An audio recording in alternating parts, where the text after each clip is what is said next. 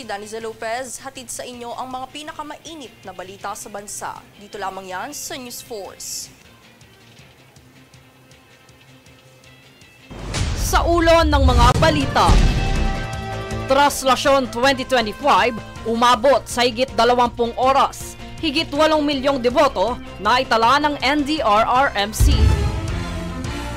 FDA nagbabala laban sa mga skin products na naglalaman ng mercury. DSWD titiyakin na walang politiko sa payout activities ng mga programa ng ahensya. PDEA inihayag na drug-free ang higit sa 60% ng barangay sa bansa. Pagtaas ng pamasahe sa LRT1 nakasalalay sa DOTR. Film director Daryl Yap handang harapin ang mga kasong inihain ng aktor na si Vic Soto. Patas at pantay na balita, komprehensibong ulat para sa pulso ng masa.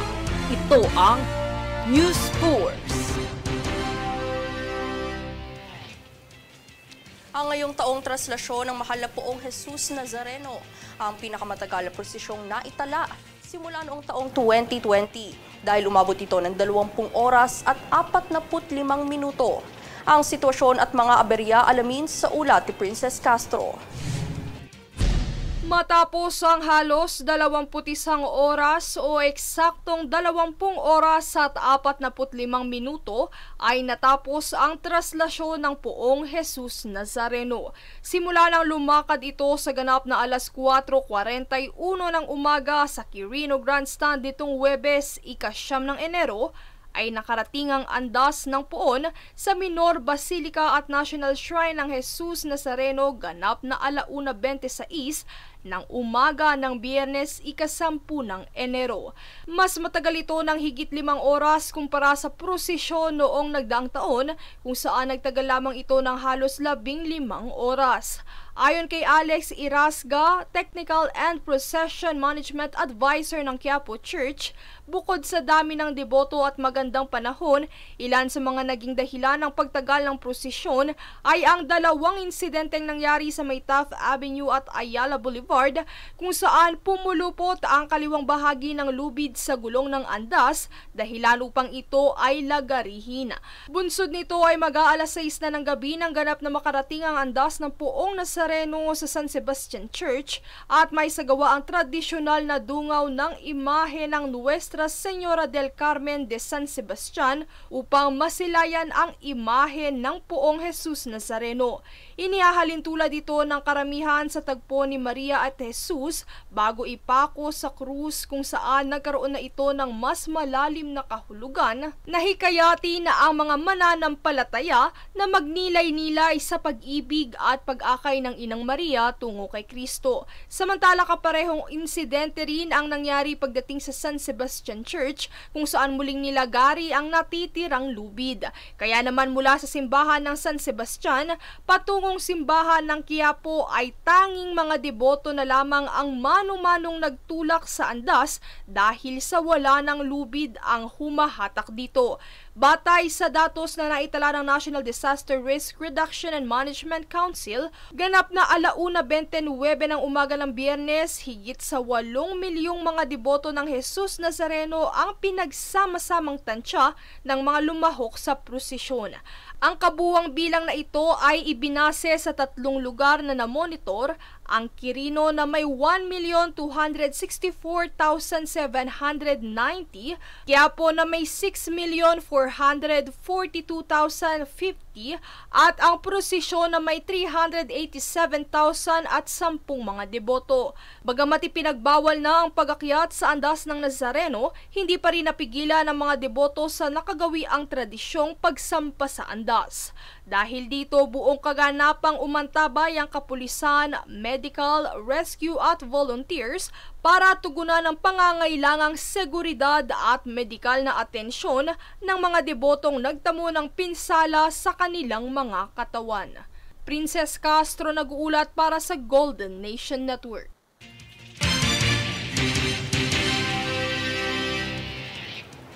Mga tagapagpatuloy ng illegal POGO workers, posibleng kasuhan ng Bureau of Immigration o BI. Alamin ang babala sa mga lumalabag sa Balitang Hatid ni Jade Buhoy.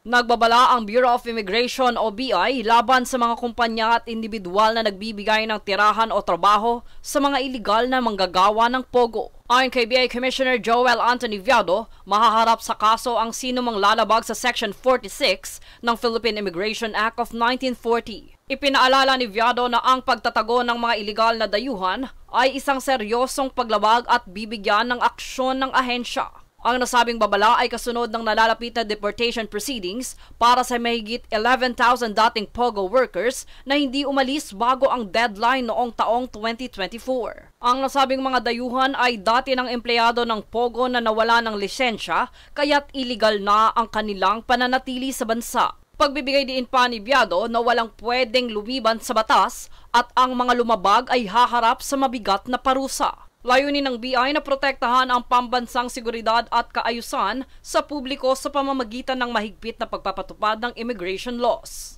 Hinikayat din ng ahensya ang publiko na i-report ang mga lumalabag na may kasiguraduhan na magiging kompidensyal ang kanilang impormasyon.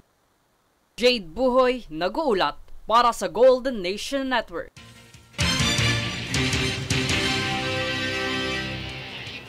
Asahan na po ang mabigat na trapiko dahil sa pagsasagawa ng peace rally ng mga miyembro ng Iglesia ni Cristo o INC, kung saan nailatag na rin ang mga posibleng alternatibong ruta ng mga motorista dahil ilang mga kalsada ay pansamantala munang isasara. Para sa detalye narito si Francis Riudique. Sa nakatakdang peace rally ng mga miyembro ng Iglesia ni Cristo o INC sa darating na Lunes, tinatayang 500,000 hanggang 1,000,000 katao ang dadalo rito. Kasama kasi dito ang mga miyembro sa mga karatig lugar mula sa Hilaga at Central Luzon. Bukod pa dito ay sasarado ang ilang mga kalsadang malapit sa Quirino Grandstand na lugar na pagdadausan ng naturang rally. Ayon kay MMDA Chairman Attorney Romando Don Artes, tinatayang 15,000 mga sasakyan ang inaasahang babiyahe pa Manila dahil sa kaganapan. Kaya naman linggo ng gabi ay asahan ng magsisimula ang mabigat na trapiko hanggang sa Martes ng umaga. Kaugnay nito, sinispinde na ng Malacanang ang lahat ng pasok sa lahat ng antas sa klase at trabaho sa gobyerno sa January 13. Tinawag na National Peace for Rally. Ayon sa INC, layon lamang nito na isulong ang kapayapaan sa bansa. Pagsuporta din umano ito ng INC para sa pagsang-ayon kay Pangulong Ferdinand Marcos Jr. na hindi dapat pagtuunan ng pansin ang pagpapatalsik sa pwesto kay Vice President Sara Duterte. Pagtitiyak naman ng INC, hindi mahahaluan ng politika ang nasabing rally. Wala umano kasing politiko ang magsasalita sa kaganapan. Francis Riudique, nag-uulat para sa Golden Nation Network. Sa ibang balita ay nagbabala ang Food and Drug Administration o FDA laban sa mga hindi otorisadong skin lightening products na naglalaman ng mercury, isang highly toxic o nakakalasong kemikal na nagdudulot ng malubhang banta sa kalusugan. 5 imported skin lightening products na binibenta online ang kamakailang tinukoy ng FDA. Ang mga produktong ito ay ang Q-Nicare Whitening Night Cream, Q-Nicare Whitening Underarm Cream, Mayong Ras Seaweed Super Whitening Set, Lady Gold Super Gluta Brightening, at Malaysia Erna Whitening Cream.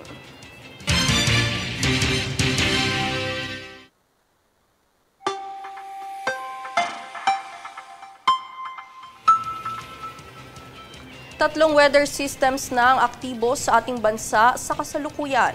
Una na rito ang Intertropical Convergence Zone o ITCZ na nagpapaulan sa rehiyon ng Caraga at Davao.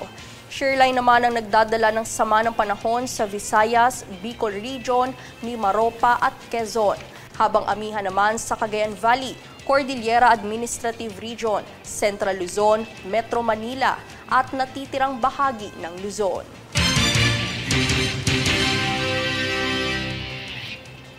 Susunod sa News Force.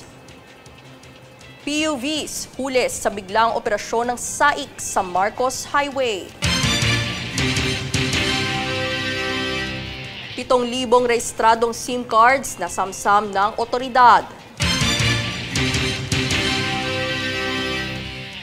DSWD, titiyakin na walang politiko sa payout activities ng mga programa ng ahensya. Manatiling nakatutok para sa higit pang mga balita sa pagbabalik ng News Force.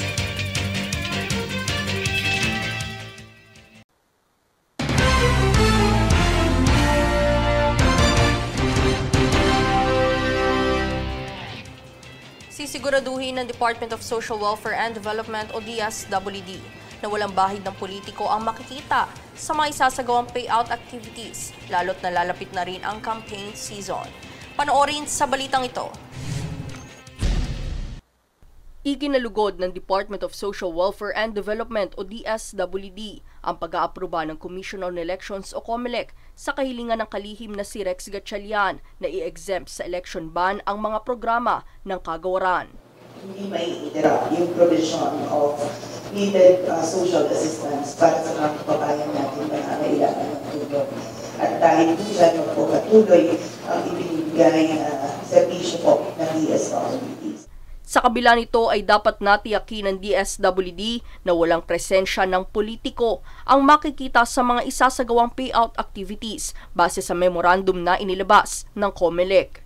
Ukol naman sa mga usapin na maaaring gamitin ng mga politiko ang ayuda sa Kapos-Sangkita Program o AKAP sa pamumulitika ay inihayag ni DSWD spokesperson Assistant Secretary Irene Dumlao na parte ng panuntunan sa AKAP ang assessment form para matukoy ang mga kwalipikadong individual sa programa. Binigyang diin ito na DSWD ang lead agency sa pagpapatupad ng AKAP kaya't makasisiguro ang mamamayan na ang pagtukoy sa mga benepisyaryo maging sa distribusyon ng mga ayuda ay binubuo ng mga kawani ng kagawaran. Ngayon po, ang mga observations, nakikita na hindi naman po DSWD personnel ang gumagawa doon. Ipagpaalam po sa aming tanggapan so that we could do the necessary validation, investigation. Nilinaw din ni Dumlao na bukas ang tanggapan ng DSWD sa kahit na sinong nangangailangan ng tulong, may referral man o wala, kung saan ang lahat ay dadaan sa pagsusuri ng mga social worker. Daniza Lopez, nag-uulat para sa Golden Nation Network. Nagkasana operasyong Oplan Baklas ang Quezon City LGU para tanggalin ang mga poster at tarpaulin ng mga kandidato na nasa hindi otorisadong lugar. Ipinaalala ng LGU na bawal magdikit o maglagay ng kahit anong political paraphernalia sa mga poste ng Meralco at mga pampublikong kagamitan o pasilidad tulad ng street signs, signal posts, tulay at mga overpass. Panawagan naman sa mga kandidato, magkusa ng tanggalin ang mga poster na nasa ipinagbabawal na lugar.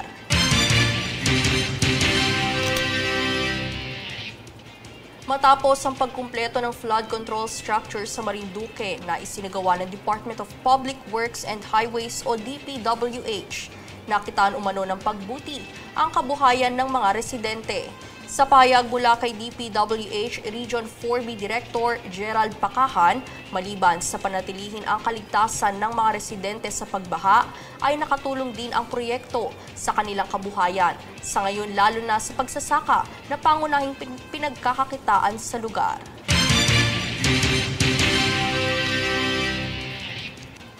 Umabot na sa halos 70% ng mga barangay sa bansa ang idineklarang drug-cleared ng Philippine Drug Enforcement Agency o PDEA. Alamin kung paano nila ito naaksyonan sa ulat ni Jade Buhoy.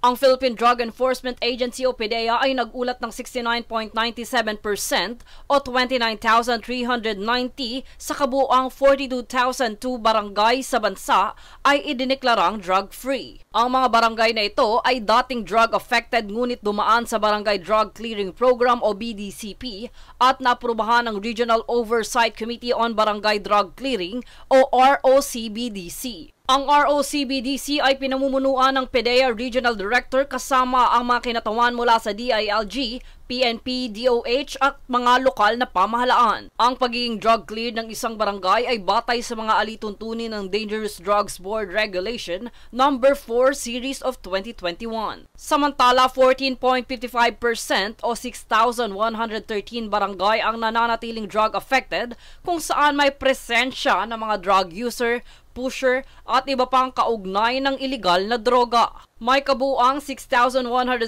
barangay o 14.71% ang naitala bilang drug-free habang 320 barangay naman ang hindi kailanman naapektuhan ng iligal na droga. Sa taong 2024, 1,314 drug-affected barangay, kabilang ang 69 na lungsod at bayan ang naideklarang drug-cleared. Base sa ulat, patuloy na isinusulong ng PDEA ang whole-of-nation approach at respeto sa dignidad ng tao upang mabawasan ang epekto ng problema sa droga at makamit ang drug-resistant na komunidad pagsapit ng taong 2030. Jade Buhoy, nag-uulat para sa Golden Nation Network.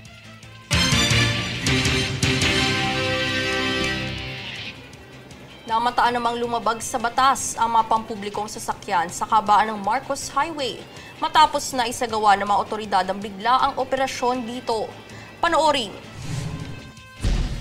Tila desidido ang mga kawani ng Department of Transportation, Special Action and Intelligence Committee for Transportation o DOTR SAIC sa panguhuli ng mga motoristang lumalabag sa batas trapiko. Kamakailan lang ay nagsagawa ito ng biglang operasyon sa Marcos Highway kasamang Philippine Coast Guard o PCG at Land Transportation Franchising and Regulatory Board o LTFRB na nagresulta sa pagkakahuli sa 21 pampublikong sasakyan.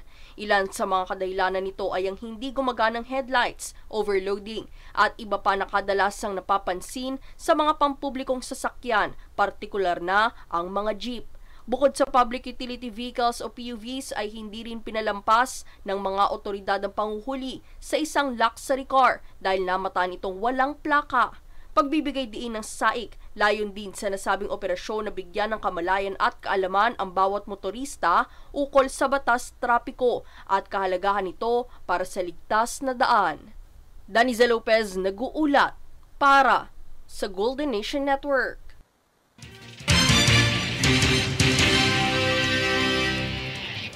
Arestado ang isang individual na nagbebenta ng mga rehistradong SIM cards sa Nueva Ecija. Sa isinagawang entrapment operation ng Nueva Ecija Provincial Cyber Response Team at Gapan City Police Station ay nasamsam ang 7,000 piraso ng SIM card mula sa sospek. Patuloy naman ang operasyon ng mga pulis sa panguhuli ng mga nagbebenta ng rehistradong SIM card upang protektahan ng publiko laban sa anumang uri ng cybercrime. Samantala, arestado rin sa Ninoy Aquino International Airport o NAIA ang 2 Chinese na pasahero na nagtangkang umalis ng bansa gamit ang pekeng immigration documents. Ayon kay Bureau of Immigration o BI Commissioner Joel Anthony Viado, nadiskubre ng mga opisyal na ang mga pasaporte ng dalawa ay may pekeng visa matapos dumaan sa forensic examination. Ang mga sospek ay kasalukuyang nakakulong sa Camp Bagong Diwa habang isinasagawa ang deportation proceedings laban sa kanila.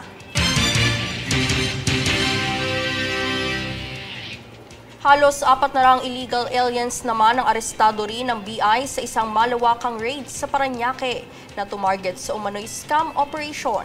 Natuklasan sa operasyon na ang madayuhan ay sangkot sa mga illegal na aktibidad, kabilang na ang online scams na biktima ang mga tao sa ibang bansa. Ayon kay BI Commissioner Viado, bahagi ito ng pinaigting na kampanya laban sa mga iligal na gawain upang masigurong sumusunod sa batas ang mga dayuhang naninirahan sa Pilipinas.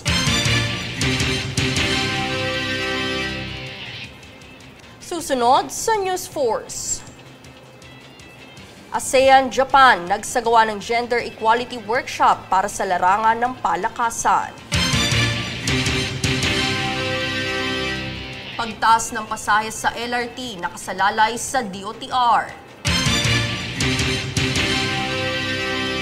Libo-libong tahanan natupok ng wildfires sa LA, California.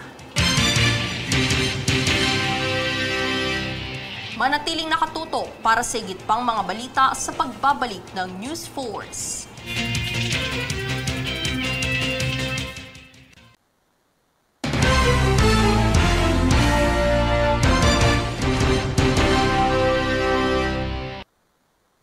At nakasalalay sa Department of Transportation o DOTR ang petisyon ng Light Rail Manila Corporation o LRMC na pagtaas ng pamasahe sa Light Rail Transit Line 1 o LRT1.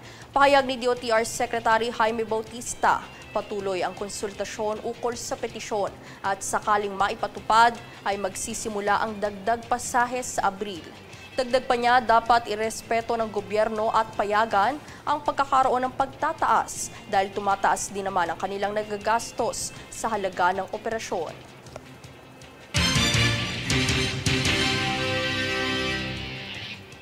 Ilan sa mga proyektong itinatayo sa lungsod ng Quezon ang binisita at ininspeksyonan ni Mayor Joy Belmonte nitong kamakailan. Tunghaya ng ulat ni Princess Castro. Nagsagawa ng inspeksyon nitong linggo si Mayor Joy Belmonte para sa mga proyektong itinatayo, gayon din ang mga natapos ng pasilidad sa lungsod ng Quezon.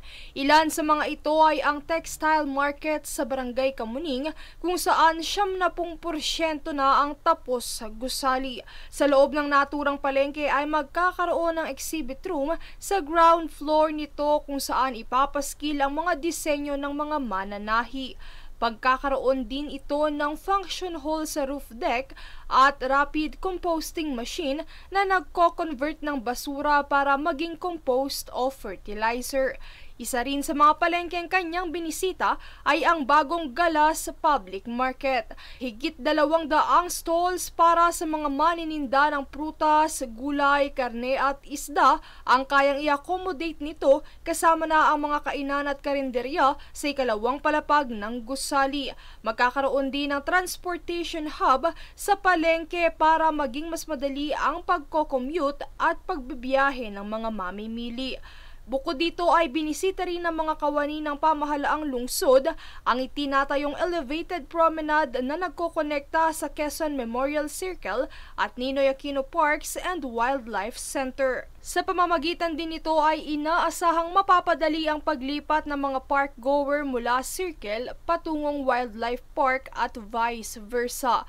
Bahagi ang proyektong ito sa hangarin ng lungsod na madagdagan at mapalawig pa ang green open spaces para sa mga Q-citizen. Samantala, opisyal ng binuksan sa isinagawang ribbon cutting ceremony ang Barangay Kaunlaran Hall. Mayroon itong 4 na palapag na may mga opisina ng mga barangay staff at officials, session hall, multipurpose halls at basketball court.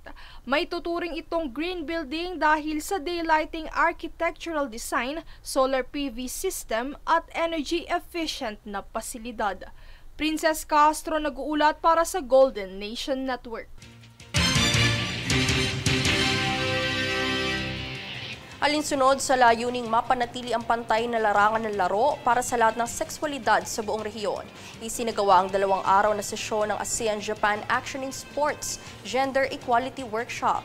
Pinangunahan nito ng International Research on Sports and Gender Equality ng Seijo University ng Japan sa pakikipagtulungan ng mga miyembro ng Association of Southeast Asian Nations o ASEAN. Sa panig ni Philippine Sports Commission o PSC Chairman Richard Bachman, titiyakin niyang maipagpapatuloy ang kampanya ng bansa para sa advokasya na ito.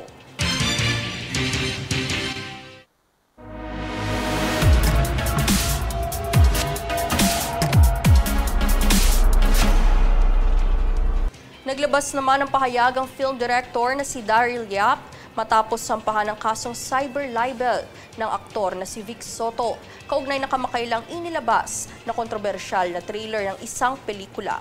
Para sa detalye, narito si Francis Riudique. Dinepensahan ng film director na si Daryl Yap ang kanyang sarili matapos na masampahan ng kasong cyber libel ng aktor na si Vic Soto. Kaugnay ito ng inilabas na kontrobersyal na trailer ng isang pelikulang pinamagatang The Rapist of Pepsi Paloma. Dito ay nabanggit ang pangalan ni Soto. Paliwanag niya sa isang inilabas niyang pahayag, hindi intensyon ng naturang trailer na manira.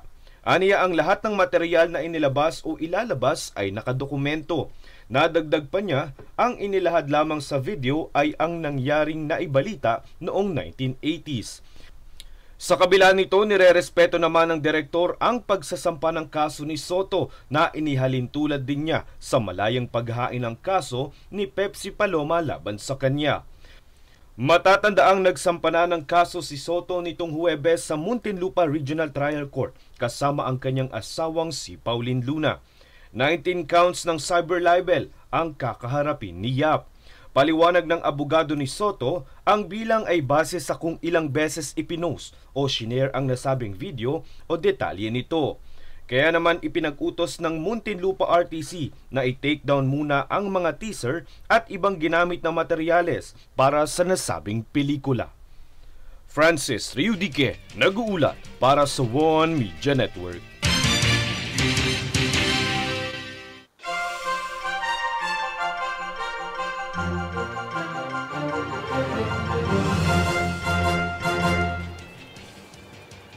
Winasak ng nagpapatuloy na wildfire ang ekta-ektaryang lupain at kabahayan sa Los Angeles, California na nagsimula nitong Martes mula sa sumiklab na sunog malapit sa isang nature preserve sa hilagang silangan ng LA. Hudyat ito ng paglikas sa halos 180,000 residente ng lugar kung saan hindi bababa sa 5 katao na ang nasawi.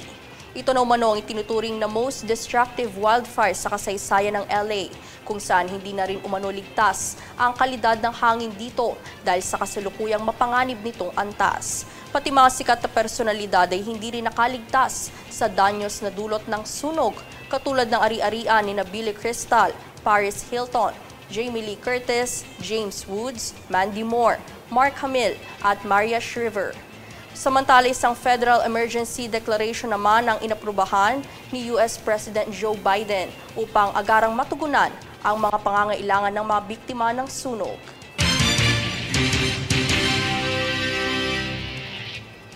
At narito ang recap ng mga nagbabagang balita ngayon.